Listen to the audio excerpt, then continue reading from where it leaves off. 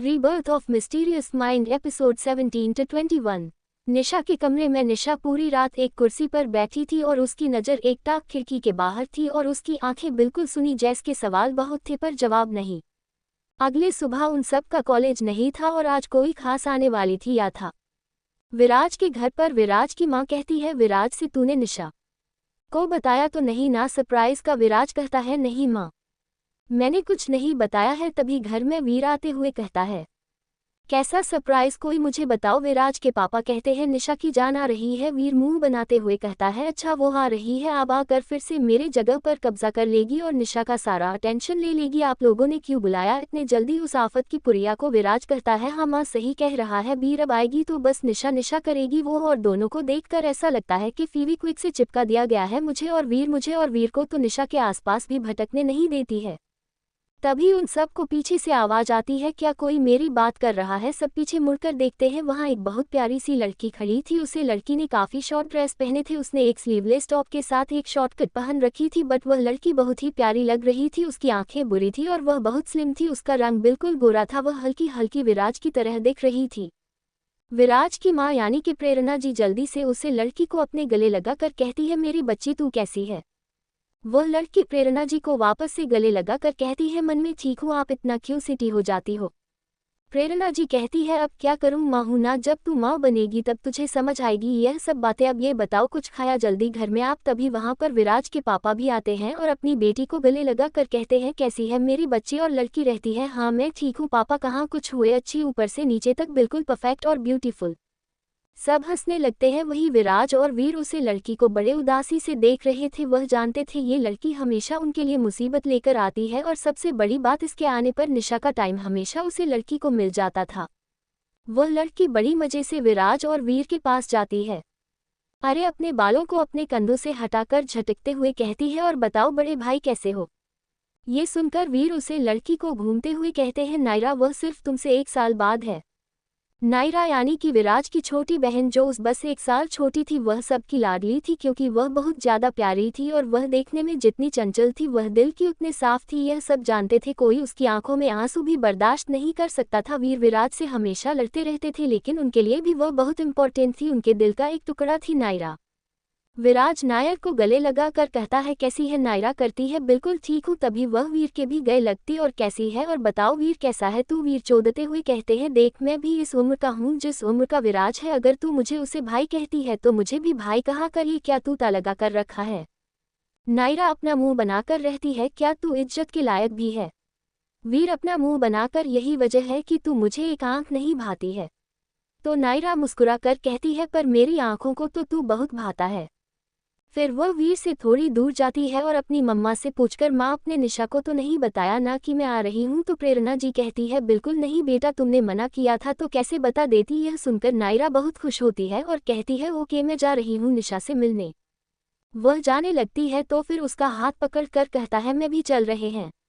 कालिया मुंह बनाकर गए थे, हाँ मुझे पता है, तुम तो आओगे ही जलन के मारे। तो फिर विराज कहते हैं, मैं भी आ रहा हूँ। तो फिर से नायरा कहती, हाँ मुझे पता है आप भी आओगे ही, आप दोनों को सब्र कहाँ है? आप दोनों का दिमाग अटका रहेगा वहाँ कि मैं और निशा बात क्या कर रहे हैं? तो विराज इसके सर पर मरते हुए कहता है, ज्यादा मत बको। ऐसे ही लड़ते झगड़ते वह तीनों निशा के घर की तरफ पहुंच जाते हैं। वह दोनों जैसे घर में जाते हैं, निशा हमेशा की तरह नीचे नहीं थी, लेकिन नायरा देखी है कि एक नई लड़की है, उसे घूर कर देख रही थी। वह जानना चाहती थी वह कौन है। वह वीडियो विराज की तरफ देखती है तो विराज कहता है, ये रिया है। वही रिया जब देखी है कि कोई लड़की भी और विराज के साथ आई है तो वह उधर उनकी तरफ चली जाती है। बाकी मैसेज आर्या भी वहीं पर थी, वह भी नायरा से गले मिलते हुए कहती है, कैसी हो बेटा? नायरा रहती है, मैं ठीक हूँ आंटी, आप कैसी हो? तो मैसेज आर्या रहती है, हाँ बेटा मैं ठीक हूँ। फिर मैसेज आर्या सर्वेंट को कहती है, ब्रेकफास्ट लगाओ। नायरा बेटा कितने दिन बाद आई है, उसके लिए जल्दी से उसका फेवरेट खाना बनाओ। भैया बहुत देर से नायर को देख रही थी, उसकी खूबसूरती देखकर अपने अंदर जलन महसूस कर रही थी। वह देख सकती थी कि मुझे आर्या भी नायर को कितना अटेंशन दे रही है, और नायरा वीर और विराज के बीच में खड़ी थी। तभी नायरा कहती, नहीं आंटी, और मुझे बिल्कुल अभी भूख नहीं है, मुझे तो बस अपनी जान से मिलना है। विराज नायर को प्रिया की तरह से कहते हैं। तो नायरा कहती है, मुझे ठीक है, मैं बाद में मिलेगी, पहले आप प्लीज मुझे निशा से मिलने दीजिए। नायरा आवाज देती, निशान निशान निशा। निशा जो अपने कमरे में थी, जब वह नायरा की आवाज़ सुनती है तो वह खुशी से अपने रूम से निकलती है और दौड़ते हुए सीढ़ियों से नीचे आती है। वह लड़का रानी वाली थी कि वीर और विराज दोनों उसकी तरफ भागते हैं, लेकिन उससे पहले ही निशा खुद को संभाल लेती है, लेकिन वह विराज को इग्नोर कर देती है और वीर का हाथ पकड़ लेती है। वीर उसको सही से संभल के खड़ा करता है तो नायरा निशा के जल्दी से गले लगाते हुए कहती, कैसे चलती है तू, तेरा ध्यान किधर है, तुझे चोट चोट तो नहीं लगी ना कहीं पर। निशा कहती, नहीं मुझे नहीं लगी, तू आने वाली थी और तूने मुझे बताना भी जरूरी नहीं समझा, कितनी बदमाश है तू। ये सुनकर नायरा नीचे से थोड़ा दूर होते हुए कहते, अरे मुझे तुझे सरप्राइज देना था, तू सरप्राइज हुई बहुत ज्यादा, पर तो ठीक है ना, तू जिस काम के लिए गई थी वह काम पूरा हुआ ना अच्छे से। ये सुनकर नायरा रहती है, हाँ मेरी मन शांत हो जा, सारा काम हो गया, तू तो हाइपर क्यों हो रही है। वैसे निशा मुझे तुझे छोड़ वैसे 3 महीना हुआ तो कुछ ज्यादा ही ब्यूटीफुल नहीं हो गई है, हाँ किसी को पता तो नहीं लिया ना मेरे पीछे से। निशा भी उसकी आंख मारते हुए कहती है, बिल्कुल भी नहीं, अपना सेटिंग फिक्स है तेरे साथ। दोनों हंसने लगती है तो वीर उनके पास आकर कहते हैं, मेरा तो ध्यान ही नहीं है, देखा मुझे पता था ये लड़की आई लव निशा मुझे भूल जाएगी। तो निशा उसके हाथ को पकड़ के उसकी साइड से गले लगाते हुए कहती है, ऐसा हो सकता है कि अपनी झगड़ा यार को भूल जाऊं। तो दूसरी तरफ से नायरा भी वीर के कंधों को पकड़कर रहती है, का कोर्स तो बोलने वाली चीज ही नहीं है, जोकर को भी कोई बोलता है क्या। विराज भी निशा की तरफ बढ़ता है उसका हाथ पकड़ने के लिए, बट विराज हाथ पकड़ता है उससे पहले है। रिया अपनी मासूम भरी आवाज में कहती है, विराज ये कौन है। विराज कहता है, यह मेरी बहन है। ये सुनकर रिया हल्की सी मुस्कान के साथ नायरा की तरफ देखकर कहती है, हेलो मैं रिया। नायरा अपनी आंखें रोल करके निशा की तरफ देखकर कह दीजिए, क्या निशा, मैं बस 3 महीने के लिए गई और एक नई लड़की इस घर में, मुझे तुम्हें बताया भी नहीं। निशा कुछ नहीं कहती है, तुम्ही से साड़ियाँ रहती है। नायरा, बेटा यह रिया है कि मेरी एक रिलेटिव की बेटी है और आपसे समझो कि मेरी ही बेटी है। नायरा का दिया, निशा यार मैं तेरे हाथ का खाना बहुत मिस किया, तुझे पता है मैं घर अभी आई हूँ और मामा पापा से मिलकर गेट से लौटकर तेरे पास आ गई तेरे हाथ का खाना खाने, मेरी बनाना यार प्लीज, तुझे तो पता है मैं कितनी बड़ी फूडी हूँ। ये सुनकर भैया जल्दी से कहती है, मैं आपके लिए कुछ बनाऊं। तो नायरा रहती है, नहीं नहीं तुम क्यों, मुझे सिर्फ हमेशा के हाथ का गाना पसंद है। नायर ने यह बात बहुत स्वीटली गई थी। वैसे तो नायर को एक प्रॉब्लम थी, वह जल्दी किसी से भी गलती मिलती नहीं थी, लेकिन वह रोड बिल्कुल नहीं थी, वह सबसे प्यार से ही बात करती थी, इसलिए उसने दिया को भी प्यार से ही यह बात कहा। लेकिन रिया जो हर वक्त एक्टिंग में लगी रहती थी और खुद को बेचारी दिखाई थी, उसने फिर से सिंपैथी गेम करने के लिए अपना चेहरा उदासी से भर लिया। जो विराज के देखा है तो नायर से कहता है, नायरा कोई बात नहीं है, अगर वह तुम्हारे लिए खाना बना देगी तो जरूरी नहीं है तुम एक ही इंसान के हाथ का खाना हमेशा का, मैं मुझे पता है, इनफैक्ट मैं श्योर हूँ कि रिया अच्छा खाना बनाती होगी। ये सुनकर नायरा कंफ्यूजन में रहती है, पर भाई बात अच्छे और बुरे की नहीं है, आपको तो पता है कि मैं माँ के अलावा निशा के हाथों खाना खाना पसंद करती हूँ, तो इसमें इतनी बड़ी बात क्या है। विराज कहता है, तुम्हें अपनी पसंद और नापसंद के लिए दूसरों को नाराज नहीं करना चाहिए। यह बात सुनकर नायरा थोड़े गुस्से में रहती है, एक मिनट, मैं किसी को नाराज नहीं किया है, मैंने तो उसे कुछ कहा ही नहीं था, वह खुद बीच में आई है। ये सुनकर रिया अपने नकली आंसू बहने लगती है। ये देखकर नायक से हारने से देख रही थी और वीर निशा जो पहले से ही यह सब जानते थे और देख चुके थे, उनके लिए कोई हारने वाली बात नहीं थी, उनके लिए एरिया का ये बिहेवियर काम हो गया था। बट वही विराज को ये कि आंखें सबसे ज्यादा पसंद थी, उसमें आंसुओं बर्दाश्त नहीं कर सकता था। नायर को थोड़ा डांट से भी कहते हैं, नायरा लिमिट में, तुम्हें कोई हक नहीं पड़ता किसी और को रुलाने का या इंसल्ट करने का। नायरा रिया को देखते हुए कहती है, पर मैंने तुझे कुछ कहा ही नहीं, वह खुद रोटी है, खुद का इंसल्ट कर रही है, उसने खुद अपना टांग बढ़ाया इन सब में। विराज कुछ कहने वाला था कि उससे पहले वीर कहता है, वैसे भी रिया की टांगे बहुत लंबी है, उसकी आदत है लोगों के मामलों में अपनी टांग हरियाना। ये सुनकर विराज कहता है, वे वीर नॉट अगेन। तो वीर कहते हैं, क्यों इस बहक है बार बार मेरे दोस्तों का इंसल्ट करने का। तो विराज कहता है, वह तो कुछ कहती ही नहीं है, तुम लोग को नहीं रहती है, इसलिए तुम लोग उसकी माँ सुन्नत का फायदा उठाकर बार बार उसको इंसल्ट करते हो। ये सुनकर वीर हैरान था और निशा जो काफी देर से ये सब देख रही थी, लेकिन अभी वह शांत रहती है। तो वीर कहता है, लगता है विराज तेरी आंखें खराब हो चुकी है, जाकर दिखाओ मासूमियत, तो मुझे इसके चेहरे पर कहीं नहीं दिखती है। विराज कहता, आइंदा तुम सवेरे से बदतमीजी नहीं करोगे वरना मुझसे बुरा कोई नहीं होगा। ये सुनकर नायरा रहती है, पर हमने अभी कहाँ से कोई बदतमीजी की, मुझे समझ नहीं आ रहा है, आप उसके लिए हमसे लड़ कैसे रहे, आप ऐसे कर कैसे सकते हैं।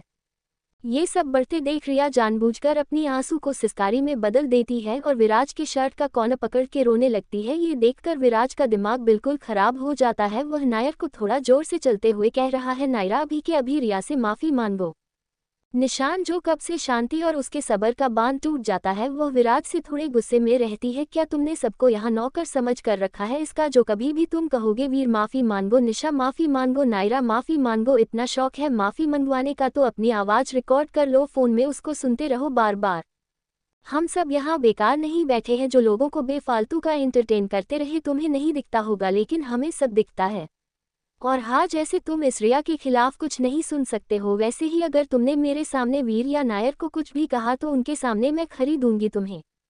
शायद तुम्हें मैं कुछ ना कर पाऊँ, लेकिन जिस रिया के लिए तुम लड़ रहे हो ना, उसे मैं बहुत कुछ कर सकती हूँ। अगर बात नायर और वीर पर आई तो मैं इस लड़की को बर्बाद करने से पहले एक बार भी नहीं सोचूंगी, यह बात याद रखना। तो विराज कहता है तो तुम भी यह बात याद रखो, अगर तुम मुझे उलझोगी तो समझ लेना तुम डायरेक्ट मुझे उलझा रही हो। ये सुनकर निशा कहती है तो तुम भी याद रखना, मैं किसी गैर के लिए अपनी अपनों पर एक उंगली भी बर्दाश्त नहीं करूंगी। वही नायरा हैरान थी, उसने आज पहली बार विराज को निशा से लड़ते हुए देखा था। नहीं, वीर भी थोड़ा हैरान था क्योंकि आज कुछ ज्यादा ही हो गया था, लेकिन यह इसके लिए अब रोज का था। वह काफी दिन से ये सब होते हुए देख रहा था। इस एरिया की वजह से वह नायर को देखा है जिसके चेहरे पर कंफ्यूजन और हैरानी दोनों थी। वह नायरा के हाथ को पकड़कर उसकी आंखों से शांत रहने का इशारा करता है। नायरा खुद को शांत करती है। निशा विराज एक दूसरे को ही देख रहे थे, तभी पीछे से आवाज आती है, निशा बेटा। निशा उधर देखते हैं तो वहां पर विराज और वीर की मां थी और उनके पीछे उनके फादर भी थे। श्रीमती महाजन ऑलवेज श्रीमती आहूजा दोनों ही निशा और नायरा के पास आ जाते हैं।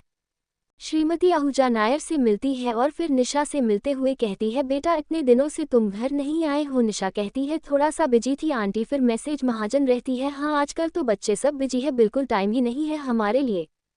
एक सर्वेंट जाकर मैसेज आर्य को बुला लेती है तो मैसेज आर्य भी नीचे आती है और उन लोगों से मिलती है। विशेष महाजन को मुझे साड़ियाँ कुछ खास पसंद नहीं थी, वह तो यहाँ बस निशा की शक्ल को देखकर आया जाया करती थी। उन्हें निशा बहुत प्यारी थी, बिल्कुल अपनी बेटियों की तरह।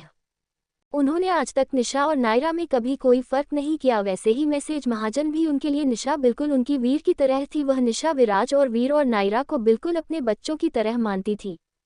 श्रीमती महाजन नायर से पूछता है, बेटा अब तुम्हारा क्या प्लान है? तो नायरा रहती है, मेरा तो पूरा प्लान यही है, मुझे निशा के साथ रहना है प्लीज। सुनकर मैसेज निशा की तरफ देखती है तो निशा कहती है, मैं और नायरा जा रहे हैं मेरे दूसरे विल पर और आज हम वही मस्ती करेंगे। निशा वीर को देखकर कहती है, तू भी चलेगा? तब ये कहता, ऑफ कोर्स। मैं कोई पूछने वाली बात है क्या? आज तुम्हें बिल्कुल फ्री हूँ, मैं तेरे साथ हर जगह जा सकता हूँ जहाँ तू कहेगी। वैसे भी पता नहीं नायरा तेरे साथ की तस्वीर की रहती है, यही पानी मुझे भी टाइम मिल जाएगा और पता लगेगा तुम दोनों शिकायती क्या क्या करती हो हमारी। यह सुनकर सब हंसने लगती है, लेकिन मैसेज महाजन देखी है कि निशा ने भी राशि नहीं पूछा और विराज ने भी कुछ नहीं कहा, लेकिन तभी उनकी नज़र रिया पर जाती है। गुड़िया को देखकर कहती है, बेटा आप कौन? तो मैसेज आर्या बताती है, प्रिया उनके दर के रिश्तेदार है और उनकी बेटी की तरह है। तो मैसेज महाजन प्यार से प्रिया को देखकर मुस्कुरा देती है और निशा की तरफ घूमकर कहती है, बस तुम तीनों जा रहे हो और विराज नहीं जाएगा क्या तुम्हारे साथ? कोई कुछ तो कहता है, उससे पहले विराज कहता है, नहीं मैं रिया के साथ कहीं जा रहा हूँ। ये सुनकर सब उसको हारने से देख रहे थे, यहाँ तक एक बार निशा भी इसको हारने से देख रही थी। मिसेज महाजन कंफ्यूजन में रहती है, रिया के साथ तुम कहाँ जा रहे हो? विराज कहता है, मैं सोच रहा था कि मैया को शॉपिंग पर ले जाऊं और थोड़ा उसे सिटी घुमा दूं। श्रीमती महाजन जलंधर आई थी, तभी उन्होंने रिया को विराज का शर्ट पड़े हुए देख लिया तो अभी ब्रांच की बात सुन ली थी। उन्हें पता नहीं क्यों रिया का ब्याज के नज़दीक रहना अच्छा नहीं लग रहा था, पर वह कुछ नहीं रहती है। मिसेज आहूजा भी चीज़ महसूस कर रही थी, पता नहीं क्यों उन्हें दे दिया का विराज के बगल में खड़े रहना थोड़ा अजीब लग रहा था, क्योंकि उन्होंने हमेशा से विराज को निशा के साथ ही देखा था, वह हमेशा से देखती आई थी। विराज, निशा, वीर और नायरा हमेशा ये चारों साथ साथ रहते थे और अचानक से किसी और का जाना उन सबको थोड़ा अजीब लग रहा था, बट वह सब बच्चों की बात समझकर इसे इग्नोर करते। मैसेज महाजन रहती है, तो ठीक है शॉपिंग करने के बाद तुम भी उनके बिना पर चले जाना। तो विराज कहता, नहीं हमें कहीं और भी जाना है, हमारे पास टाइम नहीं है। ये कहकर वह रिया की तरह घूमता और कहता है चलो देती है और विराज के साथ वहां से जाने लगती है। ये सब देखकर निशा अपने मन में रहती है, शायद मैं सच में बहुत देर कर दी। विराज और भैया के चले जाने के बाद में सिर्फ महाजन निशा की तरफ देखती है। वह देखी है कि मैसेज आर्या इधर नहीं है, वह शायद सर्वेंट कुछ खाने के लिए दूसरी तरफ दूसरे हाल के रूम की तरफ चली गई थी। वह निशा से कहती है, निशा बेटा। निशा कहती है, हाँ आंटी। श्रीमती महाजन रहती है, बेटा अपनी हक की चीज लेना सीखो, दूसरों को देना नहीं। अगर अपनी हक की चीज खुली छोड़ोगी तो लोग इसे कब्जा करके ले जाएंगे, इसलिए अपनी चीजों को संभाल कर रखो और कोई लेने आए तो उससे इतनी छूट मत दो कि तुम्हारी चीजें ले जाए। मैसेज आहूजा निशा के सर पर हाथ फेरते रहते हैं। मुझे पता है मेरी निशा बेटा बहुत समझदार है और सब समझदारी से संभाल लेना, ठीक है। निशान सामने से हिला देती है तो नायरा रहती है, चलो चलते हैं, मुझे बहुत भूख लगी है। तनीषा खाने से हिला देती है तो वीर, निशा और नायरा तीनों मुझे सब हो जाए। मैसेज महाजन के पैर छूकर वहां से निकल जाते हैं।